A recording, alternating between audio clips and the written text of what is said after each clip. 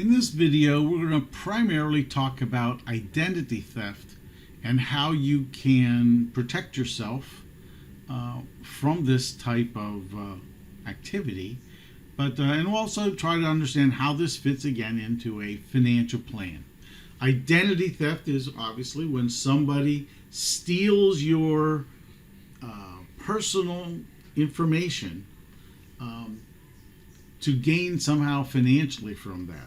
So essentially, they're gathering your information, using that information in a variety of ways. They could go out and pose as you and try to get loans. Of course, the loans will be in your information, so the creditor will think that it's you and obviously will expect payment from you. Likewise, there are title thefts where people attempt to steal the equity in your home. And again, they talk about this, about $50 billion a year is the cost of identity theft to our economy. So the overall costs, right, really there's two, personal and financial. From my perspective, financial is very important, obviously. You build your credit, you build your investments, and then somebody steals it from you. That's obviously devastating, very expensive. You're going to spend a lot of time trying to unwind this issue. But I think especially for older people, the personal cost is far more devastating than the financial cost, right? Having issues getting jobs, feeling violated, all of these things can be far more devastating, especially to an older person, than the financial side. So what are the tactics that are used? Shoulder surfing, right? If you ever use your credit card in public and for instance, you're holding the card and reading the number maybe to somebody, if somebody looks over your shoulder, they can see that number. They can use your credit card, right? Many of you won't remember this or never knew that this even happened, but there was a time when you used a phone card for long distance calls. So you would go to something called a phone booth. If you haven't ever seen one of those before, you'd go to a phone booth and you would get an operator, and then you would identify your account number with a code. I'm just saying, this happened to me. I used this. I was physically reading the card, the number to the operator. Somebody behind me overheard it, and they took that number. So at the end of the month, I got my phone bill in the mail. My phone bill was over $8,000. Well, how is it over $8,000? Well, it's over $8,000 because that person that stole it gave it to everybody. I was getting phone calls to Russia and to African countries and to Europe and to Asia, right? Phone calls all over the world were on this account. In the end, what happened was I had to go through this bill, which was literally hundreds of pages was the bill. So I went through this bill and I had to identify all of my phone calls. And it turned out that instead of $8,000, my phone bill was $28. So I was a victim of this shoulder surfing. And in the end, it didn't cost me anything. It cost the phone company something. It didn't cost me anything, but it did take a couple of hours to go through this bill and identify all of my calls. Dumpster diving is when people go through your trash and they try to find some personal information. If you are discarding things into the trash from companies, etc., you should shred them so that they don't, so that they can't identify you and that information. Skimming is where they use some kind of an instrument to copy the magnetic strip on your card. This happens frequently in my area around convenience stores where they put some type of a of a reader in the slot where your credit card goes to get gas, and then somebody is sitting off on the side, and when you use that card, they now have your personal information. Pretexting is when somebody from a company contacts you and they say they're from a particular business, and again they try to get your personal information.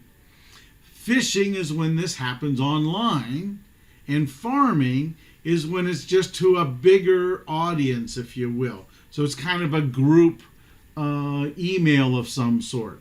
But all of these things are just a way of getting your personal information either online or on the phone. So you should never provide personal information to anybody on the phone unless you've contacted them, right? If you've called them, then you're probably okay. Again, it's better to not provide any personal information like your birthday, your social security number, any of those things, especially those two things together, can provide ammunition for somebody to ultimately steal your identity. Certainly your mailbox, right? Your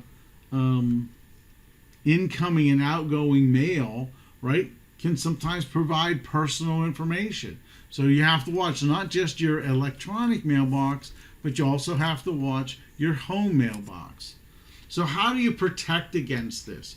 We need to shield our personal information at home, right? Make sure nothing that you have has your social security number. Take it out of your wallet, purse. It shouldn't be there, right? Make sure you document your account so you know especially what your accounts are. If you own a shredder, use it. If you don't have one, you should go out and buy one. Don't have your social security number anywhere on any document that you provide. Most companies, if they send you a document that has a place for your social security number, you will only see the last 4 digits. So, that's a little bit of security. Not tremendous, but it's a little bit of security that you can have for your social security number. Maybe you should have a lock on your mailbox at the door. Maybe you should rent a P.O. box if you're in an apartment building or something like that. You should only shop online at secured sites. I would really be leery of using my handheld phone to make purchases online. One of the things that I'm always really aware of, since I do a fair amount of traveling, is I never buy anything or do any kind of banking information in a hotel room. The Wi-Fi at the hotel is an open system, so you're at risk.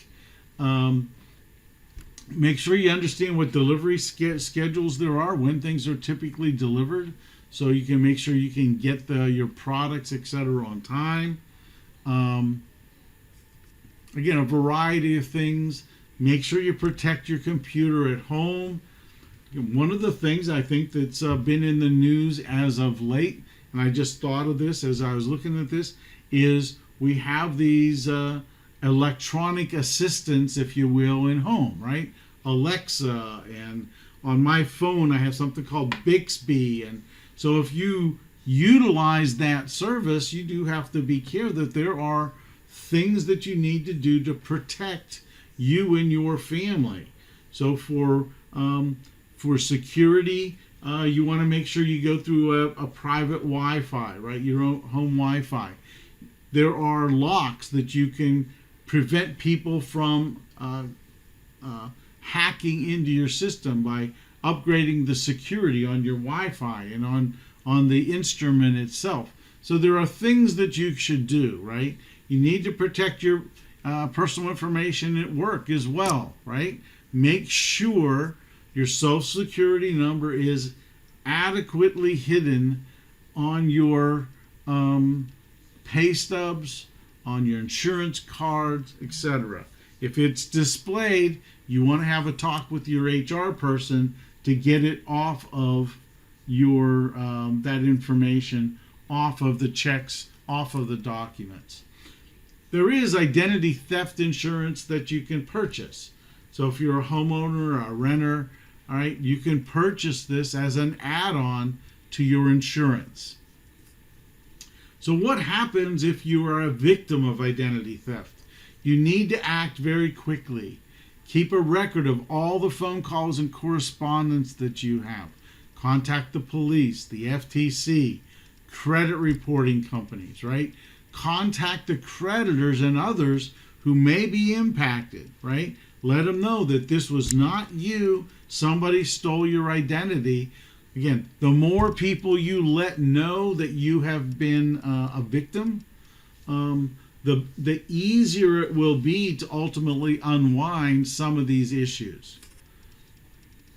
There is a website, identitytheft.gov, that provides some information. How do you report, etc. So it's if you're having an issue or you think you have an issue, this is a great site to go to get some information about the process of fixing your credit.